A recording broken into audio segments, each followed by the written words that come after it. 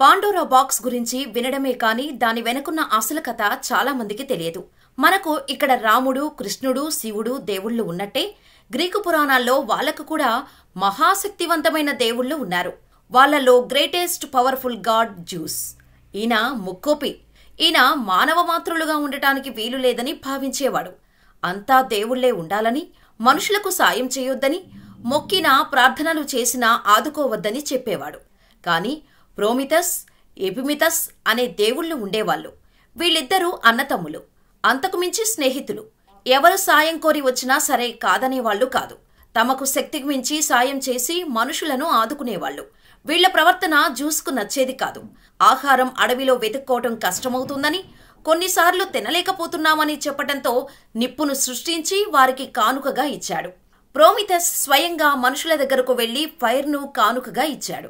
అప్పటి వరకు నిప్పు అనేది ఒకటి ఉందని కూడా మనుషులకు తెలియదు. కాని ఇది జ్యూస్కు కోపాన్ని తెప్పించింది. మనుషులకు నిప్పును వాడుకునేందుకు అర్హత లేదు. వాళ్లు నామమాత్రపు జీవులు.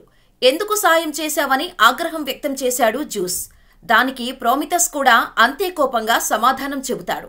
వాళ్లు కష్టాల్లో ఆదుకోలేకపోతే దేవుళ్లగా మనం ఉండి ఎందుకని ప్రశ్నిస్తాడు.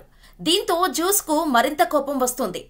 తాను దేవుళ్లందరికూ ఇంతకు ముందే ఆదేశాలు జారీ చేశాను.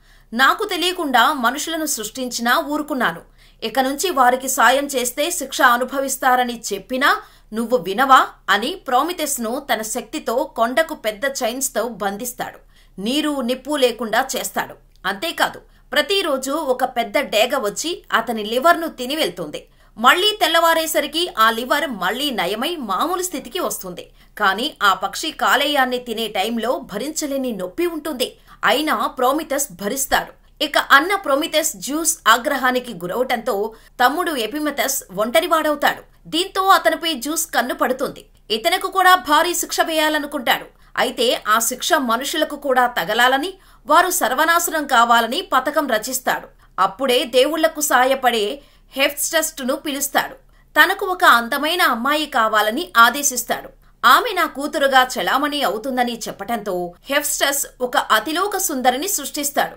ఆమె అందాన్ని పొగడటానికి ఏ భాష సరిపోదు. ఆమె అందాన్ని ఏ దేవుడు కూడా అణుచుకోలేని విధంగా ఉంటుంది. తన కూతురుని చూసి జ్యూస్ మురిసిపోతాడు. ఆమెకు పాండోరా అని పేరు పెడతాడు. అయితే కూతురిపై ప్రేమ ఉన్నట్టు నటించిన జ్యూస్ ఆమెను తన పగా ప్రతీకారంలో పావుగా వాడుకుంటాడు. పాండోరాను ఎపిమిథస్ కళ్లల్లో పడేటట్టు చేస్తాడు. ఆమె అందాన్ని చూసిన ఎపిమిథస్ చూడగానే ప్రేమలో పడతాడు. ఇటు పాండోరా కూడా అతని శరీర సౌష్ఠవాన్ని చూసి ప్రేమిస్తుంది. తన తండ్రి జ్యూస్కు మాత్రమే ఉన్న ఆ శరీర సౌష్ఠవం ఎపిమిథస్లో చూసి ఆశ్చర్యపోతుంది. కాని దానిని మించిన అతని మంచితనానికి పాండోరా అతన్నే పెళ్లి చేసుకోవాలనుకుంటోంది. దీంతో పాండోరాను పెళ్లి చేసుకోవాలనుకునే టైంలో తన అన్న దగ్గరకు వెళ్లి విషయం చెబుతాడు. కొండకు చైన్తో ఉన్న అన్నను చూసి విడిపించలేకపోతున్నాననే బాధ వెంటాడుతున్నా అతను పాండోరా గురించి చెబుతాడు. దానికి అన్న దీవిస్తాడు.